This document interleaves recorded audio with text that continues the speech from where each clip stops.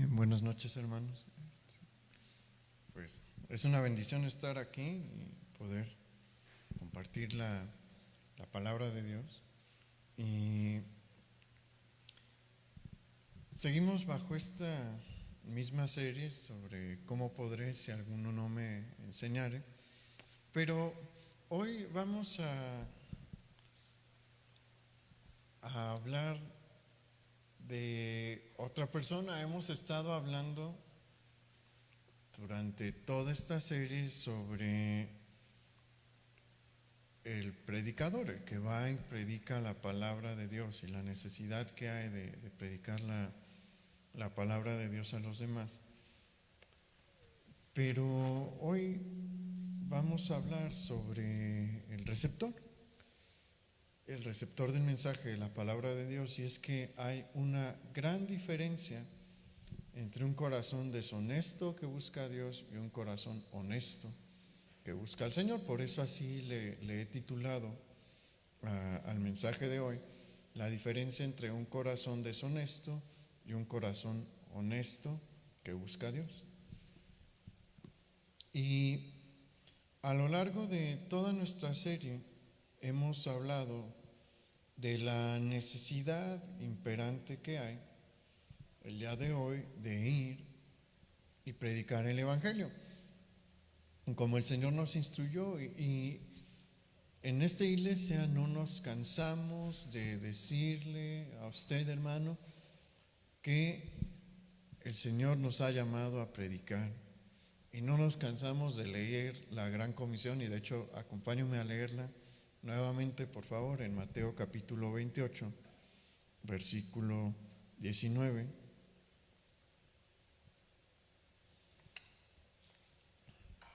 No nos cansamos de leerla, ni de hablarla, ni de compartirla con usted, porque es la misión más importante que tenemos como miembros de la iglesia.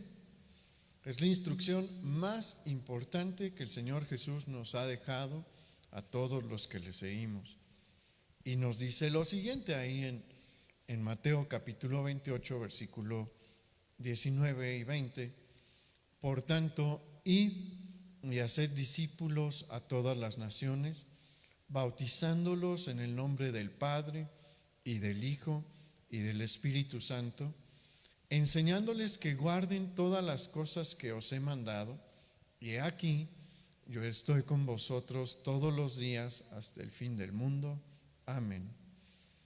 Y en el tiempo en el que vivimos, el día de hoy, al igual que en los tiempos del inicio de la iglesia, esta instrucción del Señor es importante. Es necesario que nosotros nos pongamos a trabajar en esta gran comisión. Y el Señor Jesús nos dijo por qué. Acompáñeme, por favor, a Juan capítulo 4, versículo 35.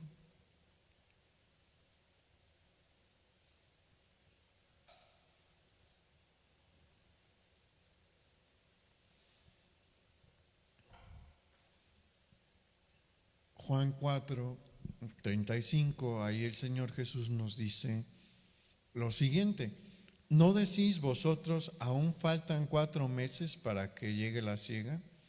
He aquí os digo, alzad vuestros ojos y mirad los campos, porque ya están blancos para la siega. Eso nos lo está diciendo el Señor hoy, y tristemente muchos prestan oídos sordos a este mensaje del Señor. ¿Qué nos está diciendo el Señor? Abran los ojos y vean cómo hay muchísimos que se están perdiendo. Y de entre esos muchos que se están perdiendo, varios quieren conocerme. Es tiempo de ir a la siega. Es tiempo de ir a hacer el trabajo que el Señor nos ha encomendado. el tiempo en el que vivimos es un tiempo complicado, es un tiempo muy difícil. Yo soy de una generación que no experimentó ninguna guerra trascendente. Obviamente, pues estuvo la guerra de Afganistán, estuvo la guerra de Irak, pero no fue de las magnitudes de Vietnam.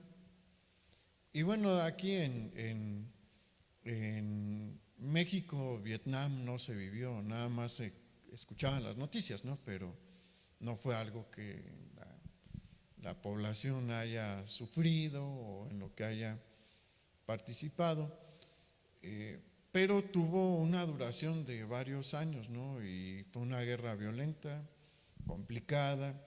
Sí, nos tocó a mi generación ver la guerra de Afganistán, la de Irak.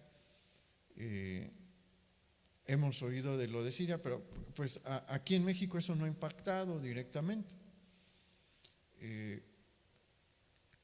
Obviamente no soy de la Segunda Guerra Mundial porque eso pues agarró relativamente parejo, aunque nunca invadieron México ni nada así, pues sí derribaron un buque petrolero y mandamos un escuadrón al final de la guerra, pero mi generación nunca experimentó algo semejante al COVID. Y bueno, en realidad nadie, ¿no? Nadie de los que estamos aquí experimentamos algo como el COVID-19.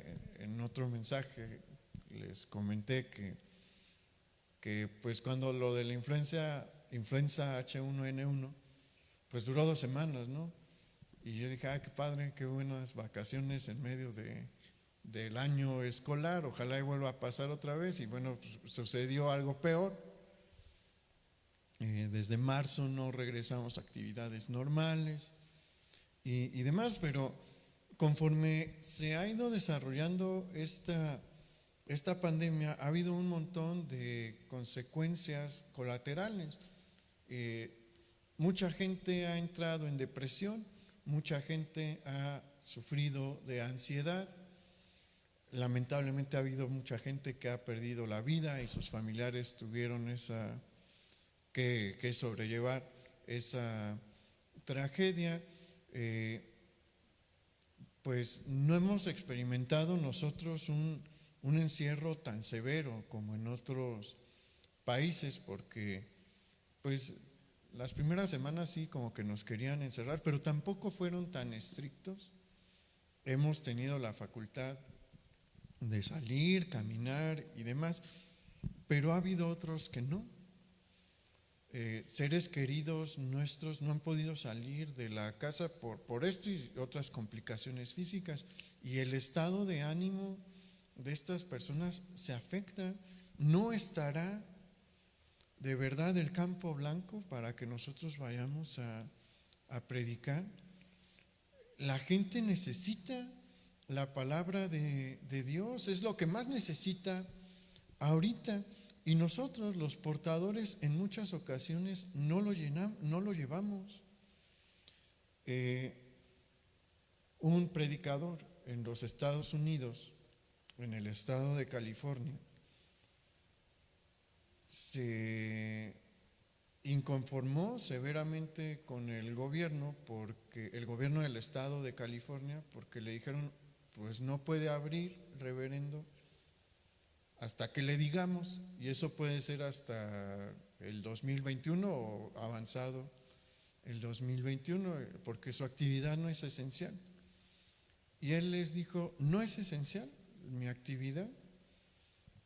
Yo le llevo la palabra de Dios a muchas personas.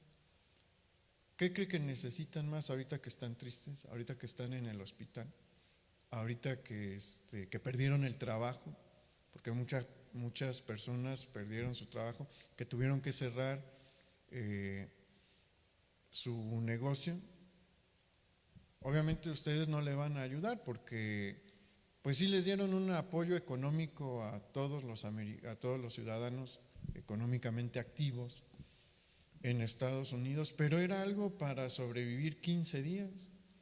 Ya vamos a cumplir 7 meses. Y les dice, ¿y no cree que las palabras que yo porto y que yo comparto con los demás son esenciales. Y hasta la fecha sigue el conflicto. ¿Por qué cree que empezamos a transmitir en Facebook? Nunca ha sido por el afán de ser famosos o algo así. De hecho, no lo somos. Pero es para que el mensaje de esperanza le llegue a quien lo quiera recibir.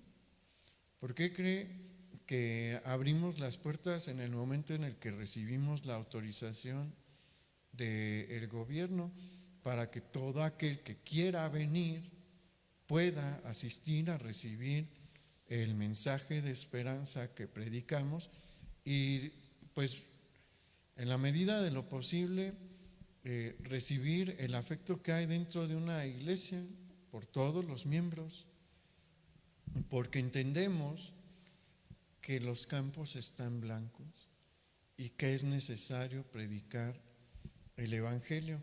¿Y sabe algo? Hay muchas almas que de verdad lo quieren escuchar.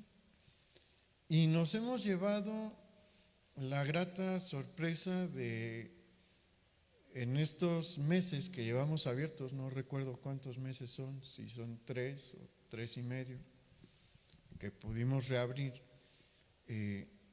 han llegado personas nuevas. ¿Por qué? Porque hay hambre en el corazón de las personas.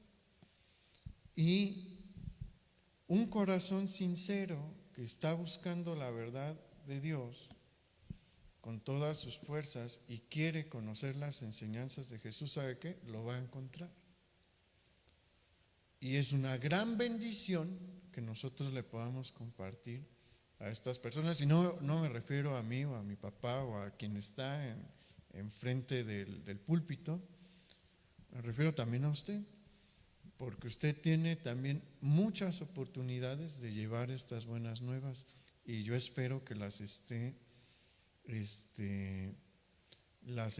aprovechando, porque sabe que usted no sabe qué puede hacer Dios con la persona a la que usted le está compartiendo. Dios puede hacer cosas grandísimas con un corazón que le busca sinceramente.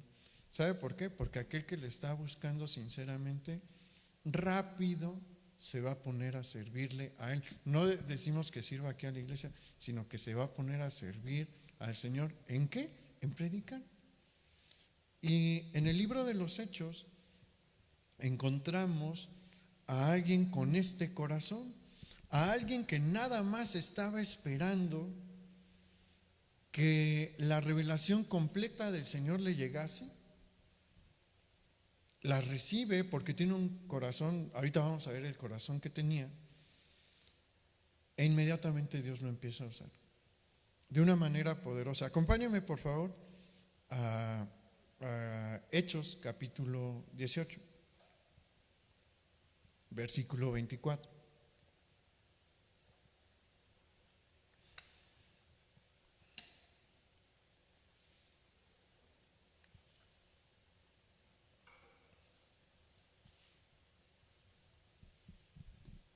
Hechos capítulo 18, versículo 24, dice lo siguiente.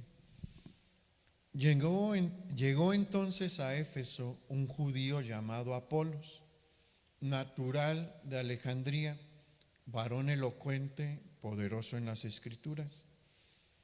Este había sido instruido en el camino del Señor, y siendo de espíritu fervoroso, hablaba y enseñaba diligentemente lo concerniente al Señor, aunque solamente conocía el bautismo de Juan. Y comenzó a hablar con denuedo en la sinagoga, pero cuando le oyeron Priscila y Aquila, le tomaron aparte y le expusieron más exactamente el camino de Dios. Y queriendo él pasar a Acaya, los hermanos le animaron y escribieron a los discípulos que le recibiesen. Y llegado él allá, fue de gran provecho a todos a los que por la gracia habían creído, porque con gran vehemencia refutaba públicamente a los judíos demostrando por las Escrituras que Jesús era el Cristo. Mientras Pablo continúa con su viaje misionero, sucede un evento importante en la ciudad de Éfeso y en la iglesia del primer siglo, porque Apolos va a ser una gran bendición para la iglesia del primer siglo, sobre todo en los primeros años. No sabemos mucho de su origen. Lo único que sabemos se encuentra en este pasaje, y el pasaje nos dice que era un judío que había nacido en Alejandría y había crecido en Alejandría, y en algún momento conoció el mensaje del Evangelio hasta cierto punto. No lo conocía de una manera completa, pero también se nos enseña, o podemos deducir aquí, que era un judío devoto, era un judío que de todo su corazón amaba a Dios y que tenía una pasión por las Escrituras.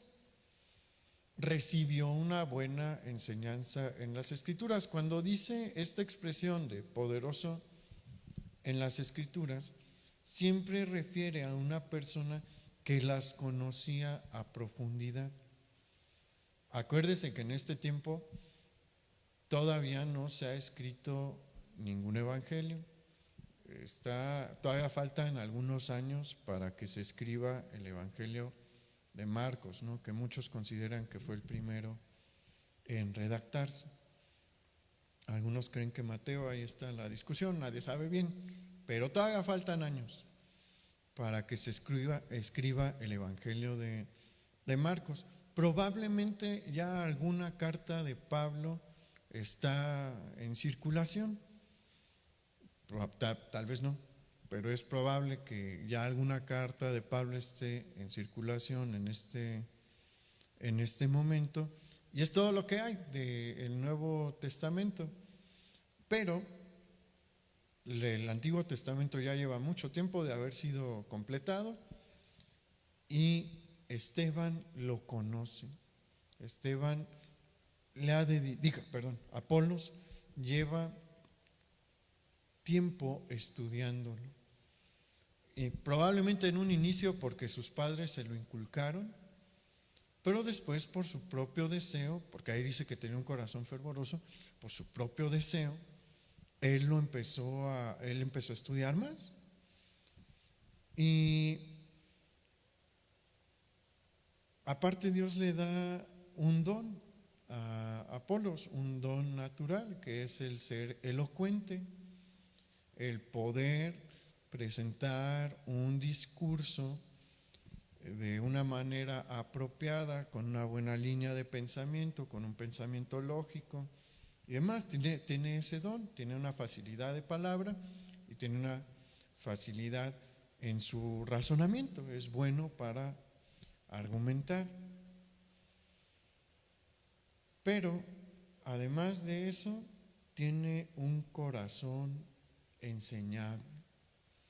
¿Por qué? Porque cuando él recibe el mensaje de Jesús, recordemos que él vivía en Alejandría. Aquí se nos dice que él vivía en Alejandría, eso es en el norte de Egipto, en el norte de África. Allí hay una comunidad judía pues grande, pero está lejos de Jerusalén, y todos los eventos de la vida de Jesús tuvieron lugar en la región, ya sea de Galilea, casi la mayor parte del ministerio estuvo en Galilea, en el norte, pasaba de vez en cuando por Samaria, y pues una parte de su ministerio también se realizó en Judea, en tierra de Israel, muy lejos de Alejandría. Y pues estamos en los primeros años del cristianismo. Muy probablemente ya ha habido personas que han ido a llevar el mensaje del evangelio a Alejandría, pero son poquitos, no tenemos registro, y pues no sabemos qué fue lo que alcanzó a a escuchar a Apolos, pero cuando escucha el mensaje del Evangelio, lo recibe y empieza a predicar. Y se empieza a desplazar porque entiende que son tan buenas noticias que todo el mundo las debe de conocer. No sabemos en qué momento Apolos deja Alejandría para irse a predicar a otras regiones. Y bueno, pues Pablo está en uno de sus viajes misioneros, él sale de Éfeso y ahí se quedan Priscila y Aquila, que son sus colaboradores. Y un día de reposo ven a un extraño llegar a la sinagoga y ponerse a predicar sobre Jesús. Obviamente a ellos les impactó, seguramente les impactó, no lo estaban esperando. Y ven que sí conoce algo del Señor, pero no sabe todo. Y cuando termina de predicar Apolos, en algún momento se le acercan ellos y le dicen: oye, ¿quieres conocer más? Y ahí es donde vemos que tenía un buen corazón Apolos, un corazón humilde y enseñable, porque seguramente les dijo: sí, me gustaría mucho conocer más. Ellos le dicen: nosotros creemos lo que tú crees, pero conocemos más. Conocemos a alguien que vio a Jesús resucitado, un testigo ocular de su resurrección. ¿Quieres que te platiquemos más? Y pues, imagínense cómo fue la conversación, ¿no? Porque hay una cosa especial en cuanto a Priscila y a Aquila. Miren, anteriormente se nos menciona cómo Pablo entra en contacto con ellos. Conocer a Pablo era algo muy especial, independientemente de su sabiduría y de su carácter, aunque tenía un carácter medio explosivo, pero era importante conocer a Pablo porque es de las pocas personas que físicamente vieron a Jesús resucitado.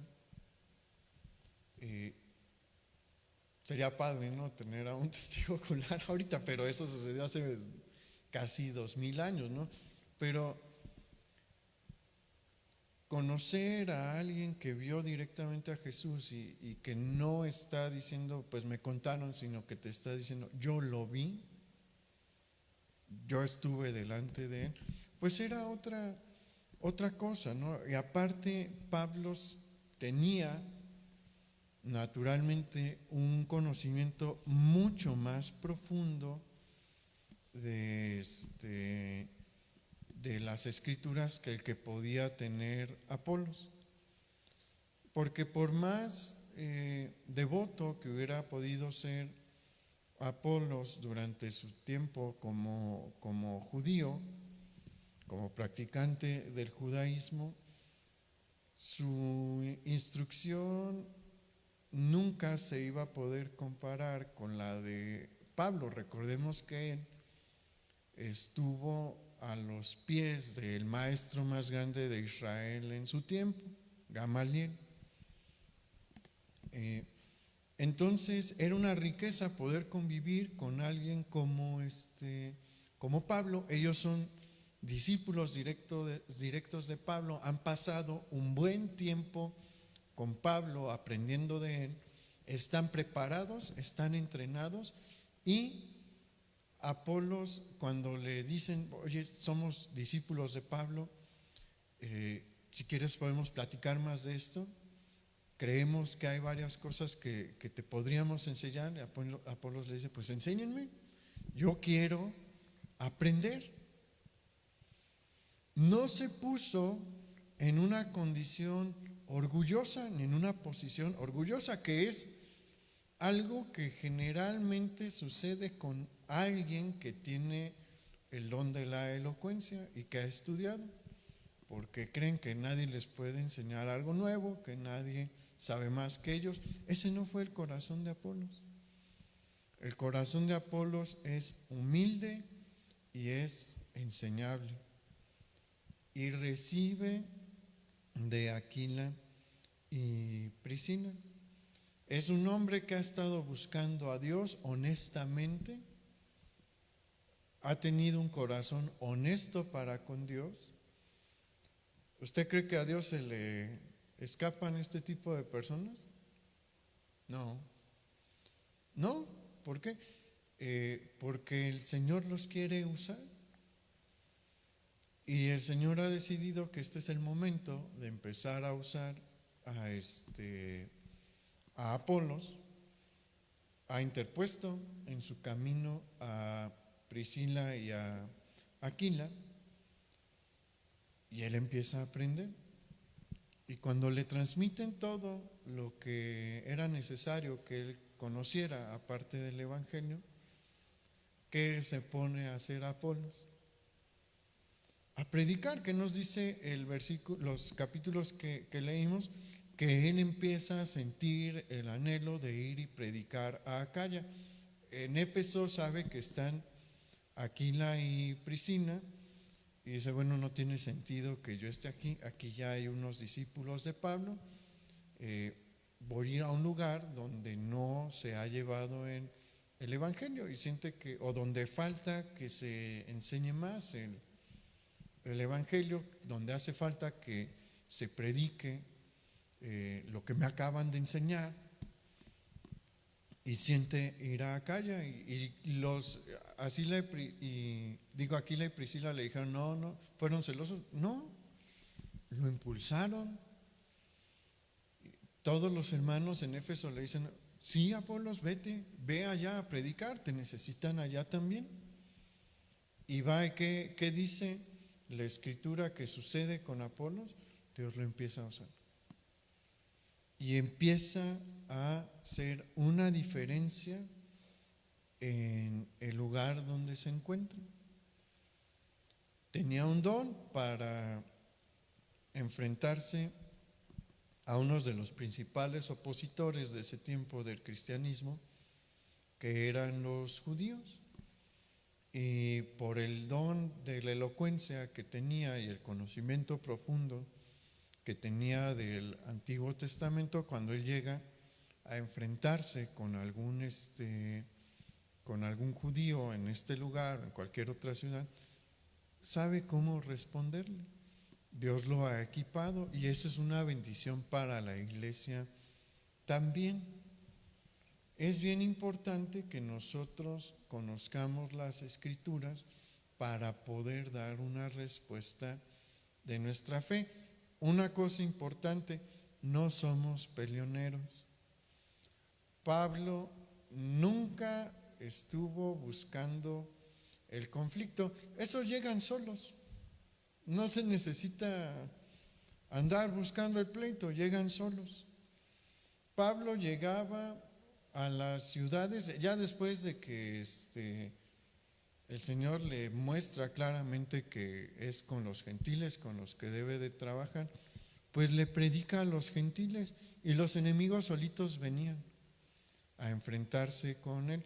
Les sabía contestar porque tenía un conocimiento profundo de las Escrituras, pero él no iba con el principal de la sinagoga a pelearse con él no iba a buscar el conflicto. Eso es como acabo de mencionar, llegan solos. Con Apolos era igual. Si ya había una iglesia en la ciudad a la que llegaba, pues les decía, oigan, me gustaría predicar, vengo con la recomendación, en este caso venía con la recomendación de la iglesia de Éfeso, y pues le decían adelante, y pues la gente lo escuchaba, empezaba a crecer la iglesia, y pues no faltaba el que llegaba a cuestionarlo o a querer avergonzarlo, y Apolos sabía contestar, pero nunca buscaban el conflicto. Entendamos que el cristiano no es peleonero, o no debería de serlo. Lamentablemente el Facebook, sobre todo Facebook, porque ahí uno puede poner un montón de comentarios, se ha vuelto el cuadrilátero de muchas personas, no nada más de los creyentes. Es un lugar para pelearse por todo, y hay peleas en los muros de las personas por montón. Tristemente los cristianos han caído en el mismo juego y nos vemos mal, honestamente nos vemos mal porque nos vemos como gente agresiva. A mí me ha tocado ver mensajes. No soy fisgón del Facebook, honestamente. Para mí es un medio de información. Yo veo las noticias ahí. Bueno, unas de las que veo y leo. Pero hay veces que uno ve unas cosas que, pues no está bien que tengamos este tipo de actitud en Facebook. No procure pelearse en Facebook porque no va a lograr nada. Si en vivo es difícil convencer a las personas, por las redes sociales es mucho más complicado, y lo único que se va a evidenciar en muchas ocasiones es que tenemos un mal carácter por la manera en la que nos expresamos a la hora de escribir. Entonces no es nuestro llamado pelear, nuestro llamado es predicar. Sí es nuestro llamado saber dar una respuesta de nuestra fe, pero no estamos llamados a pelear. Apolos no era un peleonero, ni Pablo, ni el mismo Señor Jesús. Ellos predicaban. Quien quería una respuesta más cercana a sus dudas, pues se podían acercar con ellos y darles una respuesta. Este Apolos va a jugar un papel importante en la vida de la iglesia durante el periodo también del ministerio de Pablo, especialmente en algunas ciudades de Asia Menor, como Éfeso o como Corinto. Por eso, en 1 Corintios 3:6, Pablo señaló: yo planté, Apolos regó, pero el crecimiento lo da Dios. ¿Por qué? Porque Apolos estuvo también trabajando durante un buen tiempo en la iglesia de Corinto. Pablo lo consideraba como alguien que hacía la obra igual que él. Apolos nunca lo hizo con la intención de enorgullecerse, ¿no? Y decir: yo estoy al mismo nivel de Pablo. Pero Pablo reconocía que Apolos era un hombre de Dios que trabajaba con el mismo fervor que él. Apolos, no, como mencionamos, no estaba buscando el elogio, pero ese es un gran elogio. Que alguien como Pablo diga: él trabaja igual que yo, pues es un buen elogio, ¿no? Pero ¿por qué Dios lo usó así? Por ser humilde y por ser enseñable. Dios hace grandes cosas con aquel que reconoce que no lo sabe todo, y con aquel que es humilde para con los demás. Y Dios quiera y nos ponga a muchas personas como Apolo enfrente, y que nosotros tengamos un corazón como el de Priscila y Aquila y les compartamos. Porque lo importante no es sobresalir uno como persona. Lo importante, lo más importante, es que se predique la palabra de Dios. Y nos interesa en esta iglesia muchísimo eso. No nos interesan los números, nos interesa que el mensaje de Dios se lleve a los demás, y por eso lo invitamos. Usted póngase a pensar a cuántas personas le puede compartir, cuántas personas hay a su alrededor. Si nos ponemos a pensar en eso, pues hay entre todos le compartiríamos a varios miles, entre todos los que somos de esta iglesia local, ¿no?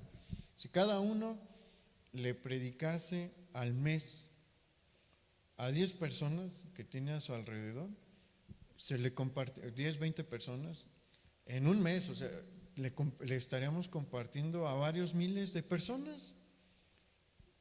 Y es algo que necesitamos hacer.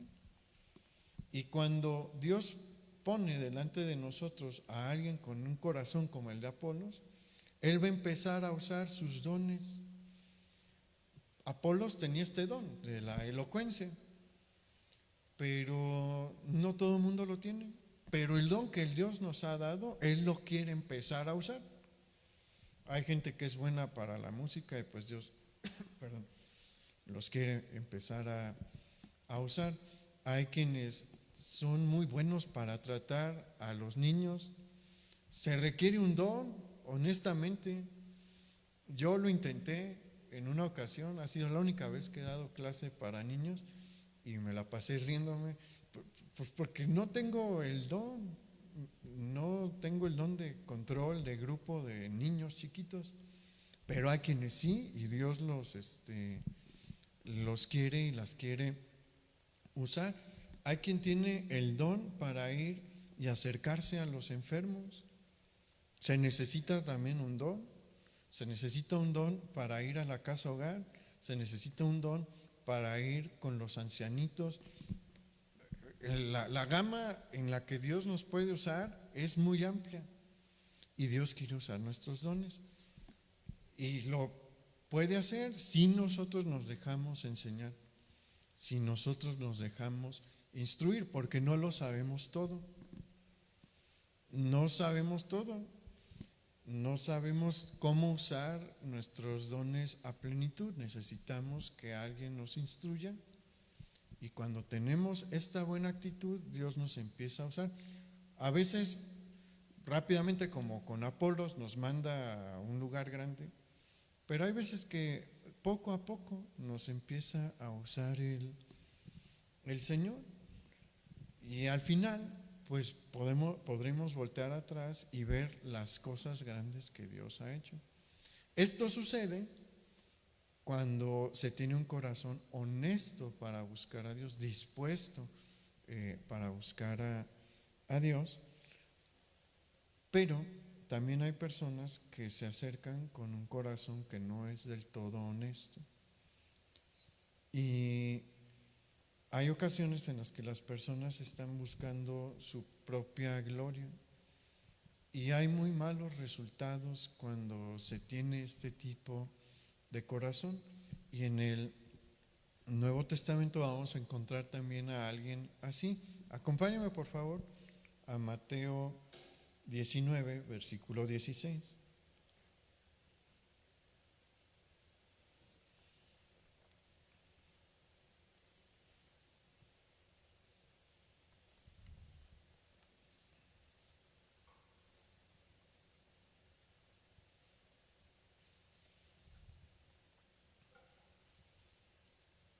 Mateo 19, 16 dice: Entonces vino uno y le dijo: Maestro bueno, ¿qué bien haré para tener la vida eterna? Y él le dijo: ¿Por qué me llamas bueno? Ninguno hay bueno sino uno, Dios. Mas si quieres entrar en la vida, guarda los mandamientos. Y le dijo: ¿cuáles? Y Jesús dijo: no matarás, no adulterarás, no hurtarás, no dirás falso testimonio, honra a tu padre y a tu madre, y amarás a tu prójimo como a ti mismo. El joven le dijo: todo esto he guardado desde mi juventud, ¿qué más me falta? Jesús le dijo: si quieres ser perfecto, anda, vende lo que tienes y dalo a los pobres, y tendrás tesoros en el cielo. Y ven y sígueme. Oyendo el joven esta palabra, se fue triste porque tenía muchas posesiones. En este momento acabamos de leer uno de los pasajes más populares del ministerio de Jesús, que es su encuentro con el joven rico. Y lo primero que vamos a encontrar es que el joven rico está buscando conocimiento sobre el reino de Dios y se acerca a Jesús. ¿Y cómo le llama? Maestro. Pero viendo todo el pasaje, podemos ver que le llama maestro, pues tal vez por mera formalidad. Es algo que no está dentro de su corazón, es algo nada más de los labios hacia afuera. ¿Por qué? Porque no está dispuesto a aceptar sus enseñanzas. Cuando leemos el pasaje, la conclusión es que este joven jamás estuvo dispuesto a aceptar su enseñanza.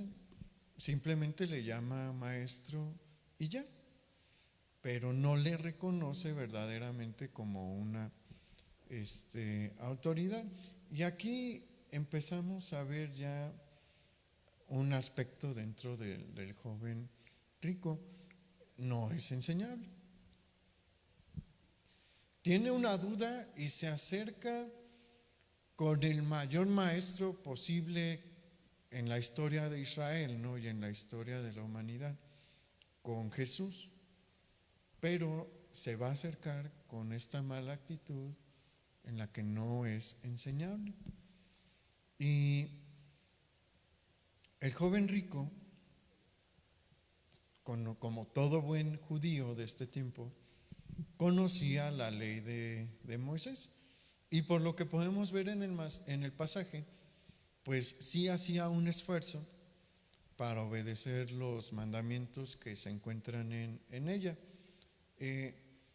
Pero a diferencia de Apolos, ya vimos también que Apolos conocía la ley, seguramente también durante su infancia y juventud se esforzó por obedecer la ley de Moisés, pero la gran diferencia entre ellos dos va a estribar en que Apolos es enseñable, el joven rico no.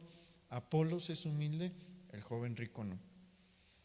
Y este joven, ¿qué es lo que en realidad está buscando? Lo que él está buscando probablemente es el reconocimiento por parte de Jesús. Probablemente está buscando que Jesús le dé una palmada en la espalda, diciéndole: estás muy bien, ya no ocupas nada. Es muy probable que el joven rico sí tenía en una alta estima a Jesús. ¿En qué sentido? Bueno, en que era un maestro importante en Israel. Eso era indudable. Hasta sus enemigos reconocían que era un maestro con una enorme influencia en territorio de Israel. Una mayor influencia que el mismo Gamaliel, ¿no? Porque Gamaliel tenía influencia en el Sanedrín, si lo queremos ver así. El sumo sacerdote tenía influencia en el Sanedrín, pero ellos no convivían con la gente común. Jesús sí. Jesús le predicaba a las multitudes seguido. Los sacerdotes no lo hacían, y Jesús podía predicarle. Y en la escritura vemos que en una ocasión hay 5,000 hombres o varones. Muchos dicen que probablemente estamos hablando de una multitud mayor, porque seguramente varios iban con sus esposas y con sus hijos. Entonces fácilmente podríamos estar hablando de una multitud de 10,000, 15,000 personas, tal vez más. Hay otra ocasión en la que también junta por lo menos una multitud de 4,000 varones, y considerando que algunos llevasen a sus esposas y a sus hijos, podría ser de 8,000, 12,000 personas más, en lugares desiertos, ¿no? Los miembros del Sanedrín jamás en sus sueños más locos, bueno, tal vez en sus fantasías más alocadas, se imaginaban dando las predicaciones ante las audiencias que Jesús juntaba a su alrededor. Nadie se movía de una ciudad a otra para ir a ver a algún miembro del Sanedrín y escucharlo enseñar. Pero acuérdense de varios pasajes del ministerio de Jesús en los que Él se va a un lugar desierto con sus discípulos porque quiere darles una lección a ellos a solas, y cuando llegan a este lugar que creen que va a estar pues sin gente, ya hay un montón de personas de la región que escucharon el rumor, Jesús viene para acá, y se juntaron para escucharle. Le aseguro que ni el sumo sacerdote hubiera hecho eso. Entonces este joven rico, al igual que el resto de Israel, sabe que Jesús es un maestro importante y quiere una palmadita en la espalda de Jesús, quiere el reconocimiento de Jesús, quiere que Jesús le diga como un personaje famoso, tú estás bien. Pero después, Jesús empieza a medir el corazón de este joven. Y lo primero que le dice es, ¿por qué me llamas bueno? Bueno es solo uno, Dios. Allí le está haciendo una pregunta fuerte, porque al decirle, si tú me estás llamando bueno, tú y yo como judíos, porque recuerde que Jesús también fue judío y creció en medio de la cultura judía, como judíos sabes que solamente hay uno bueno, es Dios. ¿Me estás llamando Dios? ¿Estás reconociendo que yo soy Dios? No hay respuesta del joven allí. Pero Jesús le hace este comentario y le dice, bueno, tú conoces como judío los mandamientos. Y primero le menciona, no matarás, no adulterarás, no darás falso testimonio, honra a tu padre y a tu madre y ama a tu prójimo como a ti mismo. Y el joven rico que le contesta, yo hago todo eso. Probablemente él estaba esperando que allí acabase la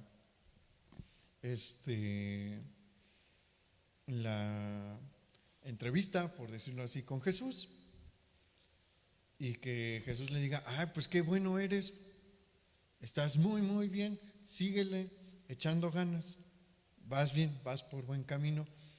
Pero esa no va a ser la respuesta que Jesús le va a dar, porque Jesús ya vio que hay un problemilla allí, que hay algo en su corazón que necesita ser tratado, y Jesús va a empezar a trabajar.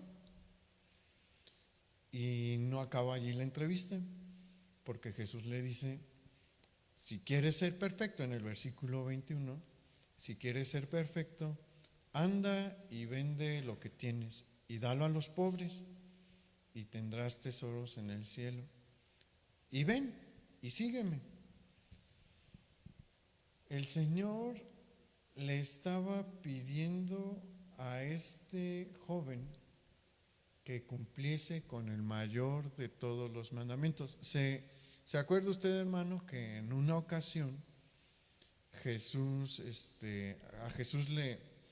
le preguntan sobre cuál es el mayor mandamiento de todos? Un maestro de la ley le pregunta, y Jesús conoce claramente la respuesta y le dice, amarás al Señor tu Dios con todo tu corazón y con toda tu alma y con todas tus fuerzas. Este es el primero y más grande mandamiento. Y después le dice, y el segundo es semejante, amarás a tu prójimo como a ti mismo. Entonces Jesús ve que él cree que ya cumple con esto de amar a tu prójimo como a ti mismo, y va a poner a prueba si está cumpliendo con el más importante, que es amar a Dios sobre todas las cosas y con todo el corazón, con todo el alma y con todas las fuerzas. Y le dice, bueno, siento que tú amas mucho tu situación económica, tus riquezas, suéltalas y ven y sígueme. Y él no estaba esperando esta enseñanza, el joven rico no estaba esperando esta enseñanza, y por su respuesta vemos que no tenía un corazón enseñable, ni un corazón humilde. Lo que Jesús le pidió al joven rico era fácil de hacer. No, reconozcamos que no. Si a alguno de nosotros el Señor llegase y nos dijese: deja tu trabajo, vende tu casa y vete a tal pueblo a predicar, pues yo espero que le diga que sí al Señor, pero obviamente dentro de la mente humana, dentro de nuestra mente humana, uno dice: ay, mi casa, mi trabajo, ¿y cómo le voy a hacer allá? Es normal, es natural, o sea, no es una petición sencilla. Pero el joven rico no contestó como el hombre del hijo endemoniado que encontramos en Marcos capítulo 9, versículo 24, cuando el Señor le dice a este hombre que le está pidiendo a Jesús que libere a su hijo del demonio que lo tiene atormentado. Le dice: ¿tú crees? Él le contesta: Señor, creo, pero ayuda mi incredulidad. Cuando el Señor nos llama a tomar una decisión así, es válido decirle: Señor, sí quiero, pero ayúdame. Sí lo voy a hacer, pero ayúdame. Eso es ser humilde. Eso es ser humilde también, cuando el Señor nos está pidiendo algo que sabemos que en nuestra fuerza no lo podemos hacer, pero lo queremos hacer. Hay que decirle: Señor, sí lo quiero hacer, pero ayúdame a hacerlo, me cuesta trabajo. Tú sabes que me cuesta trabajo, ayúdame. Pero no vemos una respuesta por parte del joven rico así. El joven rico nunca le dice al Señor Jesús: Señor, pues lo que me pides está difícil, pero si quieres que lo haga, lo hago, ayúdame. No, ¿qué fue lo que pasó con el joven rico? Es uno de los versículos más tristes que vamos a encontrar en la Escritura. Vamos al versículo 22. Allí nos dice el pasaje: oyendo el joven esta palabra, ¿qué pasó? Se fue triste porque tenía muchas posesiones. Y aquí está la gran diferencia entre un corazón que está buscando honestamente a Dios y un corazón que lo que está buscando es el reconocimiento, que lo que está buscando es otra cosa. Se fue. El joven rico simplemente se fue. No pidió ayuda. Lo que escuchó de parte de Jesús es algo que no quería oír.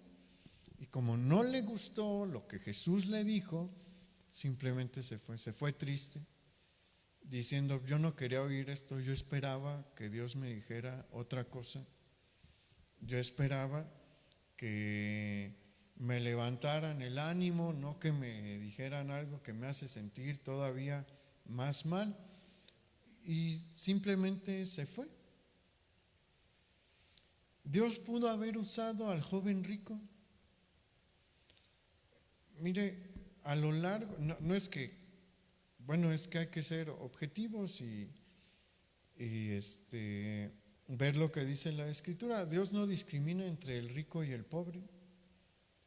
A los dos los usa y los puede usar muchísimo. Dios usó a Pedro, y Pedro era un hombre de extracción humilde, era un pescador. Si usted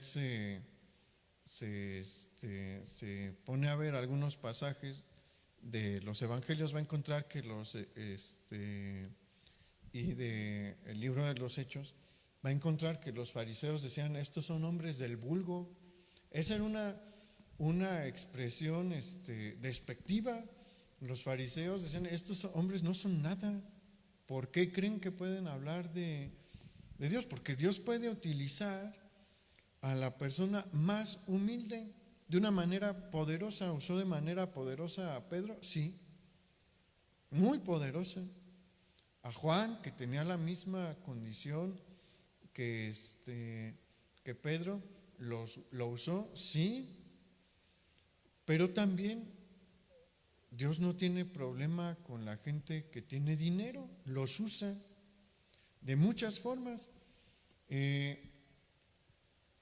Durante el siglo XVIII, siglo XIX y principios del siglo XX, hubo grandes campañas evangelísticas, siglo XIX aquí a México, a Centroamérica, a Sudamérica, una buena parte del siglo XX también aquí en México, en Sudamérica, en Centroamérica, siglos XVIII, siglo XIX, hubo grandes movimientos misioneros a China, al África, a la India. ¿Quién cree que pagaba? No salen, no son gratis ese tipo de viajes. Cristianos que tenían solvencia económica y Dios ponía en su corazón, apoya a este misionero. Se va a ir a China, págale el viaje y dale dinero para que pueda vivir algunos meses. Y sucedía. ¿Por qué cree que Estados Unidos prosperó tanto durante muchos años? Porque muchos empresarios, una buena parte de su dinero la destinaban a fundación de iglesias y a misioneros. Por mucho tiempo. En Inglaterra también hubo movimientos así. Dios los usa. No tiene Dios problema con los ricos, los usa. Abraham tuvo mucho dinero. No significa que todos vamos a tener mucho dinero, no, la Biblia nunca enseña eso. Pero es un don de Dios también y que Dios puede usar. Hubo un atleta escocés, era un velocista, no me acuerdo en qué olimpiada fue, se convirtió muy famoso, bueno, aparte de haber ganado la medalla de oro en una competencia olímpica, porque tuvieron que cambiar el día de la competencia, porque él les dijo, bueno, es que yo soy cristiano y el domingo es el día del Señor, no voy a competir el domingo. Porque se tuvo que reagendar la competencia para que compitiera el sábado. Él después se fue como misionero a China. Y hubo un grupo de hermanos que él no tenía para pagarse el viaje, se lo pagaron los hermanos de la iglesia. La gente con dinero ha sido bendición para muchas obras misioneras que de otra manera no se hubiera podido sostener. Mis papás y yo conocimos a misioneros que llegaron a la meseta Tarasca y su trabajo era predicar, súper güeros, bien bonitas las historias de sus niños porque pues contrastaban completamente con los niños de la meseta Tarasca y pues querían verse igual que ellos y se ponían barro en la cara y en los brazos para verse igual. ¿De dónde cree que salía el dinero? Pues de hermanos en Estados Unidos que les pagaban para que pudieran solventar sus gastos. No vivían con lujos. Una vez pues conocimos también a sus hijos, son más grandes que yo, pero una vez oí predicar a uno de sus hijos y dice, pues mi primer carro lo tuve hasta que estuve en Estados Unidos, mis primeros zapatos nuevos de caja, igual, pero Dios proveía para suplir sus necesidades a través de hermanos que ofrendaban. Entonces Dios pudo haber usado al joven rico así, pero no lo usó. Se perdió del privilegio de ser utilizado por Dios. Y no es que Dios quiera su dinero, pero Dios puede utilizar todo de nosotros y quiere que le rindamos todo lo que somos también. Pero no le gustó lo que le dijo Jesús. ¿Y qué terminó haciendo? Terminó alejándose. Terminó negándose a servir a Jesús, porque el llamado de Jesús era: ve y vende todo lo que tienes y ven y sígueme. Le dijo: no, si ese es el precio de seguirte, no, gracias. ¿Cómo acabó este joven? ¿Con su fortuna? Sí, muy probablemente murió siendo un hombre acaudalado, pero totalmente alejado de Jesús. ¿Sabe que probablemente Apolos también venía de una familia con dinero? Es probable, por haber estado en Alejandría y por el tipo de estudio que tuvo, el que él pudiera ser una persona conocedora de las Escrituras a profundidad.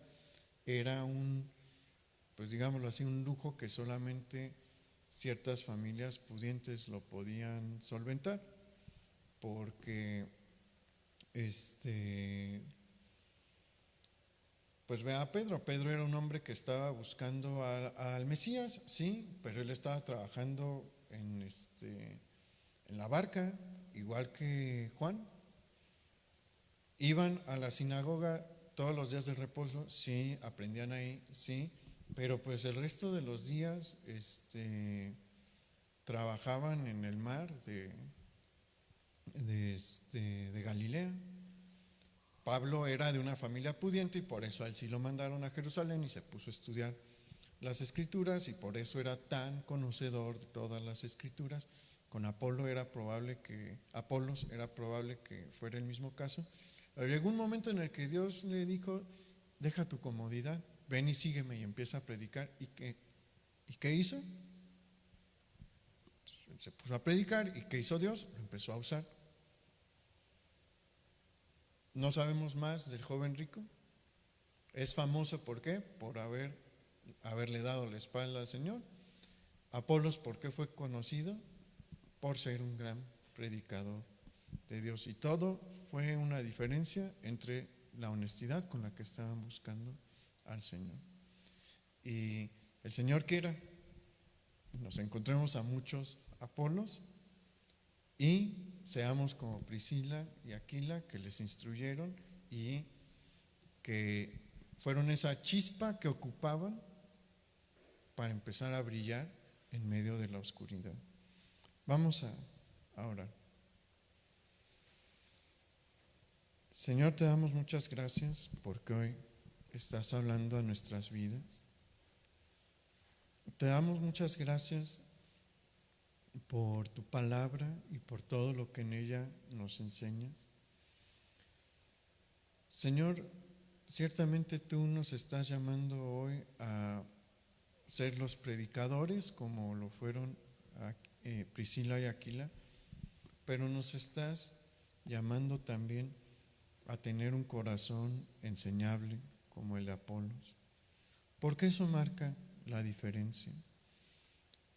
Tú no vas a usar al orgulloso, eso lo dejaste claro. Dijiste que al corazón soberbio tú lo rechazas, pero al corazón humilde tú lo enalteces y lo usas. Ayúdanos a tener ese corazón y ayúdanos, Señor, a ser verdaderamente pescadores de hombres, porque hay un mar en el que hay muchas almas que te están buscando, y nosotros somos los que conocemos el camino de la salvación. Úsanos, Señor, ayúdanos a dejar la flojera y la comodidad para, como Apolos, salir. Tal vez ahorita no podemos salir a la calle y no podemos visitar las casas, pero gracias a Dios vivimos en un tiempo en el que sí podemos hacer un una llamada telefónica. Ayúdanos a hacer el trabajo.